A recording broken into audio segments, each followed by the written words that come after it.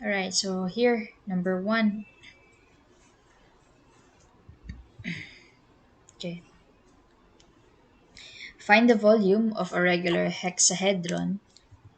Okay, if one of the diagonals of its face is h squared of 2 inches. So find the volume now of that figure. So take note class, when we speak of hexahedron, natay 6 ka square faces, right? And muna itong mga atong formula for that is, di ba, R is equal to 3V over A. Okay?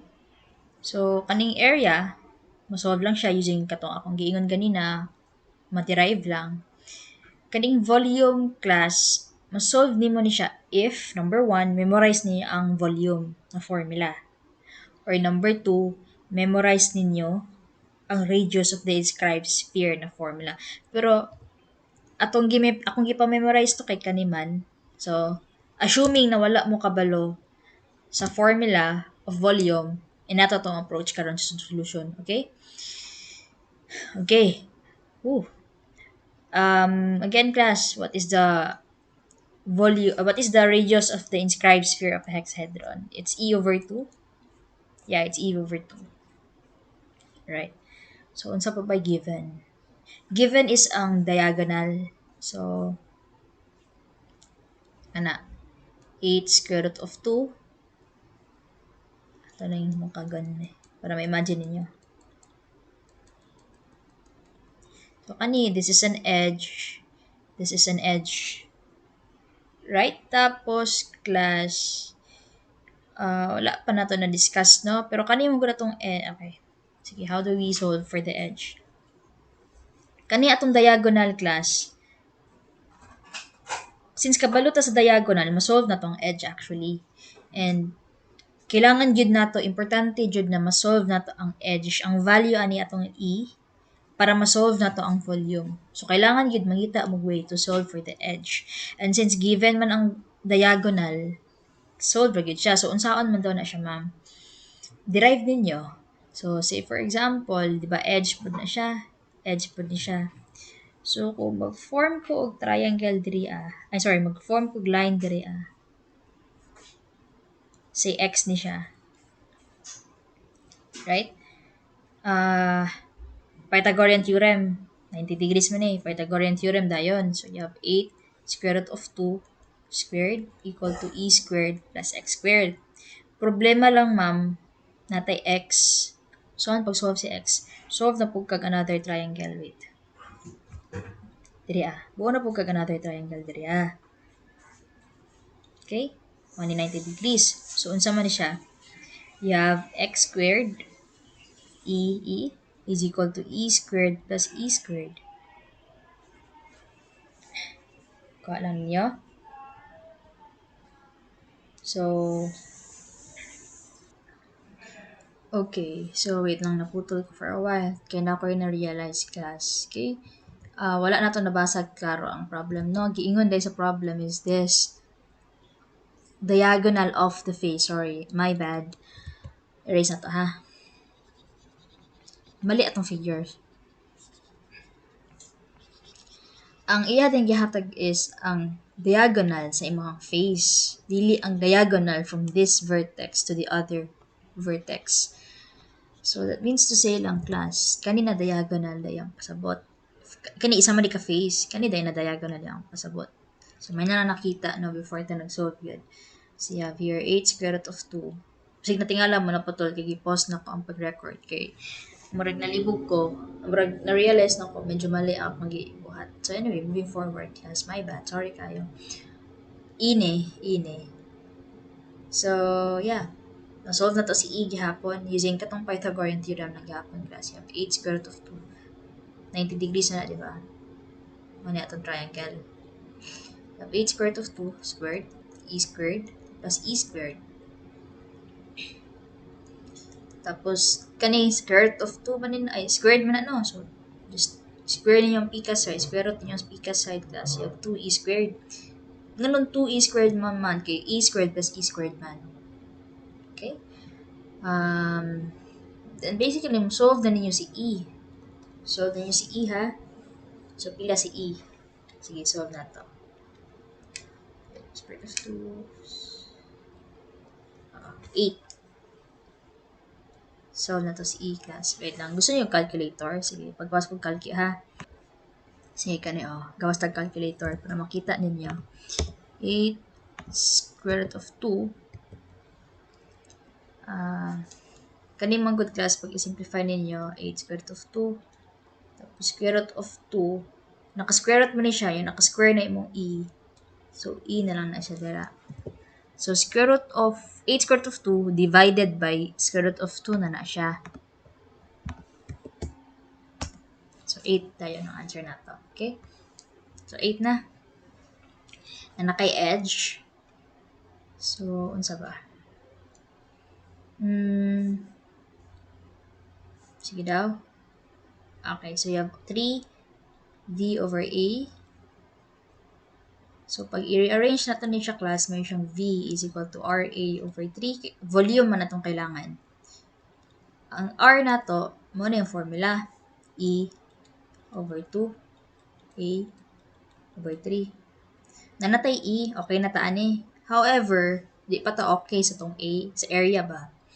So, ang area na to, class, area na to, ani niya, is di ba, nakay 6 ka-faces, tapos, unsa man yung face, di ba, square. So, paano na mo ang area sa square, which is E squared lang. Modern na to ibutan diri Okay, so, ato siyang i-simplify further ha. You have E over 2 times 6 E squared over 3. Kuha ninyo from ane, himong ane. So, substitute there na to ang E. So, you have 8 over 2, 6, 8 squared divided by 3 plus yung volume. Okay, solve ko class. Sige, din na lang po sa akong calculator.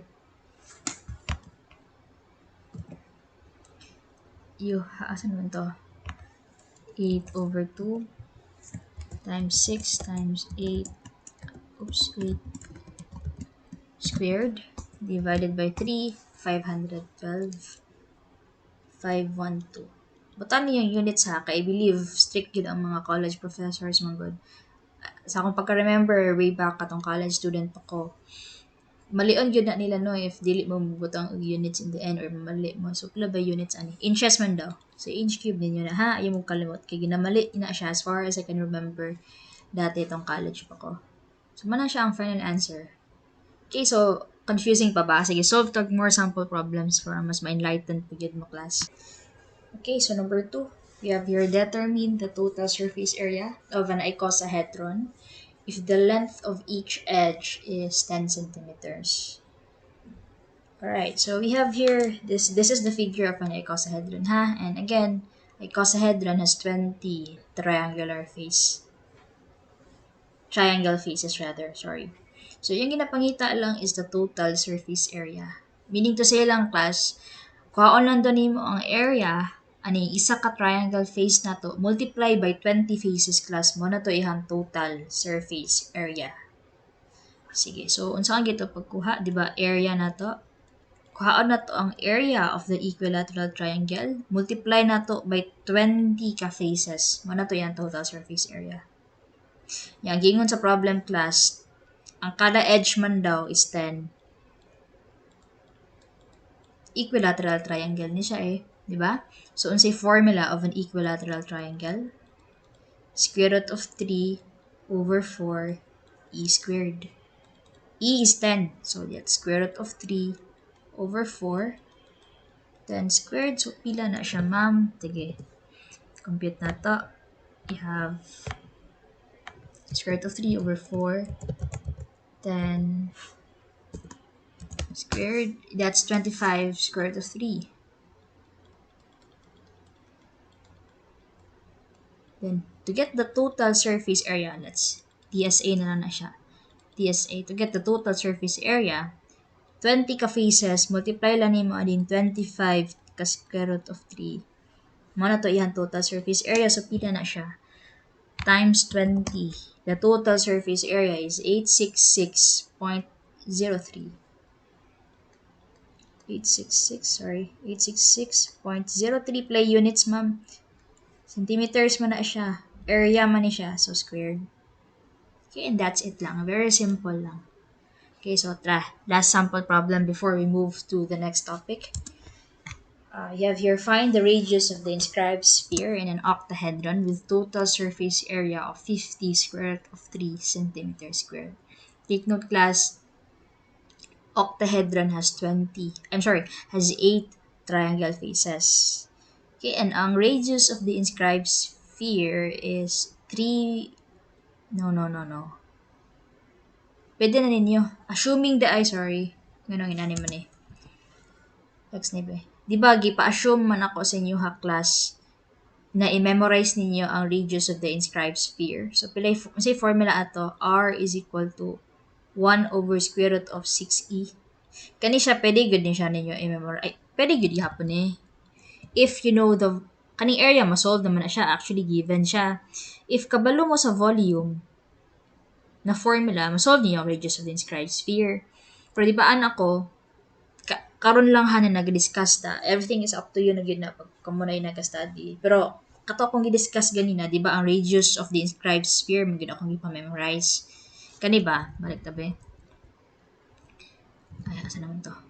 Kani ba? Di ba anak ko, kanina lang atong memorization from that to this. So, kato na problem, assume ta, nakabalo mo sa formula na inaani ha, 1 over square root of 6e. Ang problema lang karon class is naalagi tay total surface area pero wala pa ta kabulas tong edge, and we need the edge to solve for the radius. So, total surface area is unsa kay ito, nado kay 8 ka triangle faces. Tama? Then given naman class ang totals, sige. Unsa kay itong area sa triangle, diba square root of 3 over 4 e squared lang man na siya. So, atong formula mahimong inani. Ang total surface area, which is already given, 50 square root of 3 is equal to 8 times area of the triangle, which is kana, square root of 3 over 4 e squared. O, di ba? You have one equation, one unknown. Solve na daw na to si e. Sige, solve na to si e, class.